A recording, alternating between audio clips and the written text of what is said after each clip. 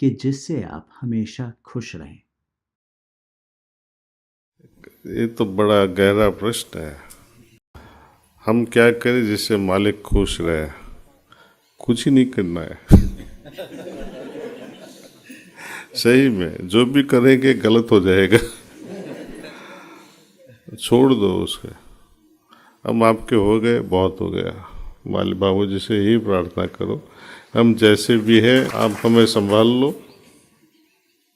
है ना। श्री कृष्ण भगवान भी कहते हैं, सर्वे धर्मान परित्यज्य मामेकम शरणम व्रज। सब छोड़ दे के कुछ करो मत। इधर भागना, उधर भागना, ये मंदिर जाना, वो मंदिर जाना। जो सर्वव्यापी है या उनको कहाँ कहाँ ढूंढोगे आप? सर्वव्यापी है और अंतर्यामीन भी है, तो कहाँ ढूंढेगा?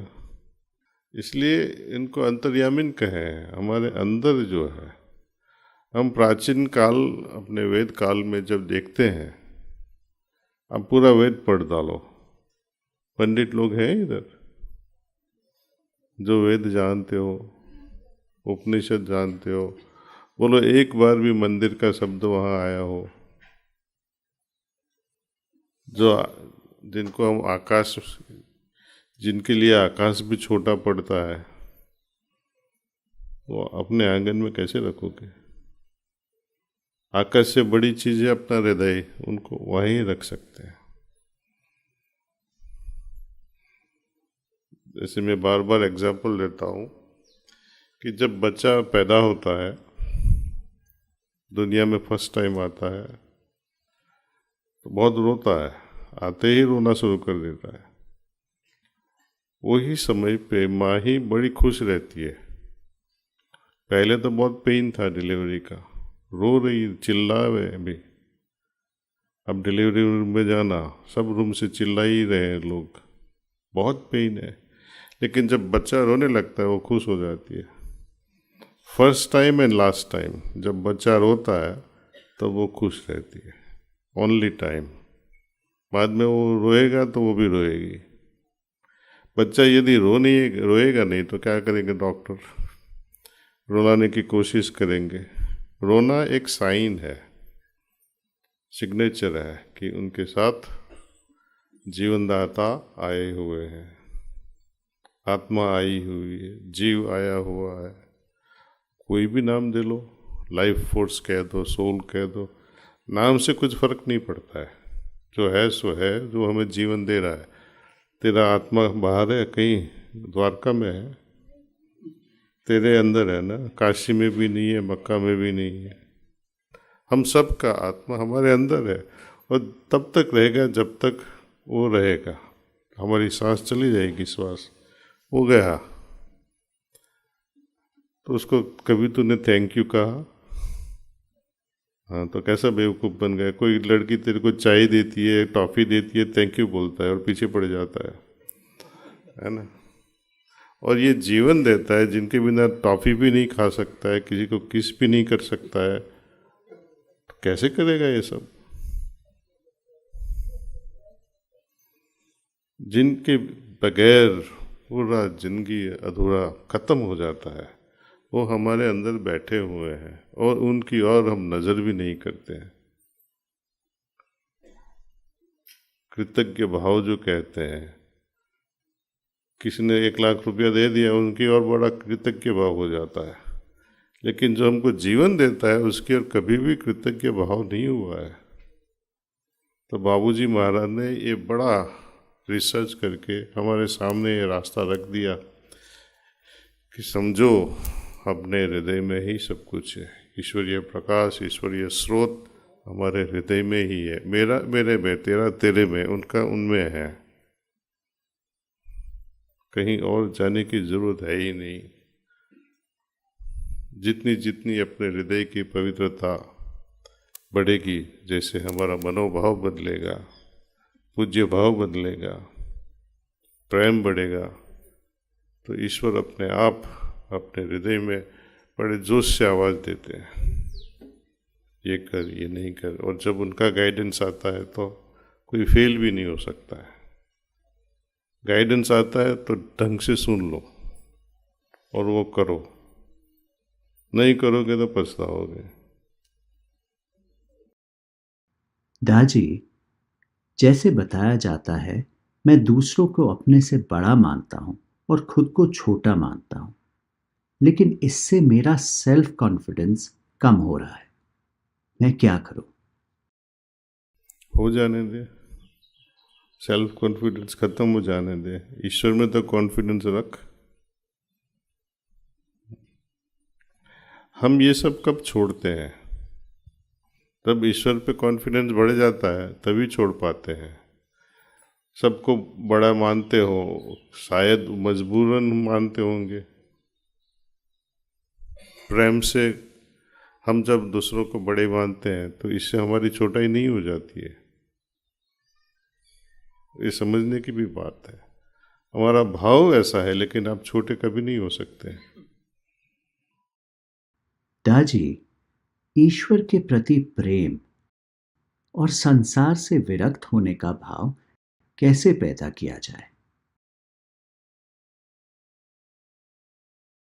संसार से तुम्हें विरक्त कहाँ जा, कौन सी जगह ऐसी है जहाँ ईश्वर नहीं है? इस दुनिया से ही विरक्त होगे तो ईश्वर से भी विरक्त हो जाओगे आप।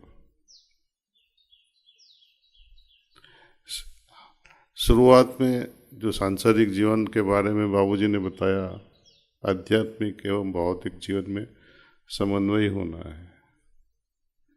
किसी में भी कुछ ज़्यादा ना हो, कम ना हो, बैलेंस होके जाना, इंटीग्रेट करके जाना है। इसका मतलब नहीं कि 5 चक्र चढ़े आपने 5 करोड़ बनाए ऐसा भी नहीं है, क्योंकि दोनों डायमेंशंस अलग अलग है। ईश्वर से जुड़ाई करना हो तो जहाँ भी जाओगे वहाँ मिलेगा ही वो। बाबूजी कहते हैं संसार में रह के ही पहले हमारे घर वालों को प्रेम करो, माँ बाप की सेवा करो, वहाँ हमारी तैयारी होती है, शिक्षा होती है। आप माँ बाप को प्रेम नहीं कर पाओगे तो आप किसी को भी नहीं कर पाओगे। माँ ने गाली दे दी, बेवकूफ़ तो ऐसा करता है तो माफ़ करना माँ, तो वो शिक्षा सिखाती है। वो बाद में नए नए लोग जैसे घर में आते हैं, बहू आएगी, बच्चे भी आएंगे, तो ऑटोमेटिकली वो लव ट्रांसफ़र होता जाता है ऐसे। तो घर में जो शिक्षा पाई वो हम बाहर करते हैं। तो सहज मार्ग विरक्ति का रास्ता नहीं है, प्रेम का रास्ता है। जितना भी लोग मिले सबसे प्रेम करते जाओ। विरक्त हो गए तो पछताओगे। कौन ऐसा हृदय है कि जिनमें ईश्वर नहीं है? किसी से भागोगे तो आप ईश्वर से ही भाग रहे हो,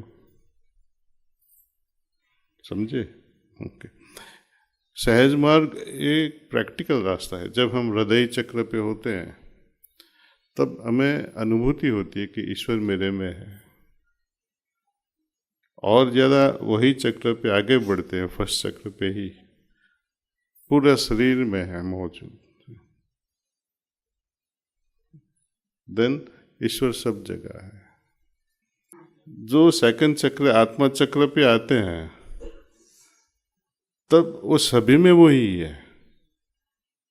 अब ये जो सूक्ष्म डिफरेंस आपको पता चला, पहले मेरे में, मेरे हृदय में, मेरे पूरे आसपास सब जगह है। सेकंड चक्र पे सभी भाई बहनों में है। सब जब वो सभी में है तो बाद में दुश्मनी किससे?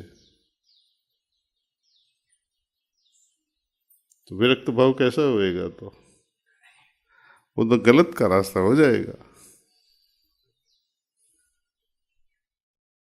दाजी, जो भी मानव जीवन में घटित होता है, क्या वो पहले से तय होता है या बदलता रहता है?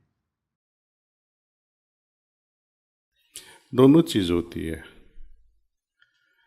जैसे हमने अतीत में जो कुछ भी किया होगा, स्मॉल एग्जाम्पल दूं, आप क्या पढ़े हो? ओके। कोई इंजीनियर बना हो या मेडिकल डॉक्टर बना हो, राइट, उसने पढ़ाई की ही नहीं हो तो डॉक्टर कैसे बनेगा? आपने कुछ मेहनत की तो कुछ बन सकोगे, मेहनत नहीं की तो नहीं कर पाओगे। यदि हमारे अतीत में भूत में जो लिखा है वही होना है तो कुछ करने की जरूरत नहीं है ना? जो काहे को करना है? ईश्वर ने लिख दिया कि ये ऐसा होएगा तो बस शांति से बैठे रहो घर पे, वो भी तो गलत है। तो हमें कर्म करना है, कर्म के साथ साथ ज्ञान को भी बढ़ाना है और ज्ञान के साथ साथ भक्ति भी बढ़ानी है, उससे हमारा भविष्य नक्की होता है। ऐसे मजबूरी से पढ़े, उसमें भक्ति नहीं होती है, मजबूरन पढ़ना पड़ता है। वो बच्चा क्या करेगा भविष्य में? कुछ नहीं कर पाएगा। ऐसे पढ़े, ज्ञान लेवे, लेकिन भक्ति के साथ, प्रेम के साथ, इंटरेस्ट के साथ। तो